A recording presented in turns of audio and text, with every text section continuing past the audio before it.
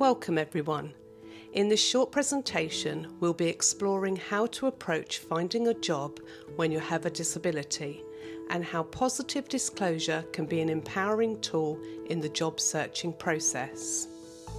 In the UK, almost 1 in 5 people have a disability. Legislation like the Equality Act 2010 protects disabled individuals from discrimination in the workplace. It requires employers to make reasonable adjustments to ensure that disabled employees are not at a disadvantage. Knowing your rights under this law is critical as you approach the job market. While the UK has strong legal protections, job seekers with disabilities still face challenges such as workplace stigma, physical and digital inaccessibility, and concern over how to disclose their disability. However, more UK employers are actively working to create inclusive environments that welcome diverse talent. One of the best ways to find a job is by researching companies committed to diversity and inclusion. The UK government and many organisations encourage employers to join initiatives like the Disability Confidence Scheme, which recognises businesses that are inclusive of disabled employees. This scheme can help you identify employers who are actively seeking to hire people with disabilities. Disclosure refers to informing your potential employer about your disability. Positive disclosure means highlighting your disability in a way that frames it as part of your strengths and what you can bring to the job. In the UK, disclosing your disability early on is not mandatory, but it can be beneficial if you need adjustments during the recruitment process. In the UK, there's no obligation to disclose your disability when applying for a job, unless you need reasonable adjustments. Many people prefer to disclose their disability after receiving a job offer. When you do disclose, be clear and concise. Focus on your abilities and how any adjustments you may need will help you succeed in the role.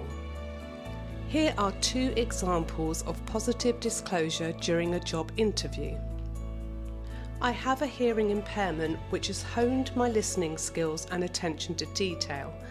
In college, I used assistive technology which enabled me to exceed expectations in my subjects and improve my communication.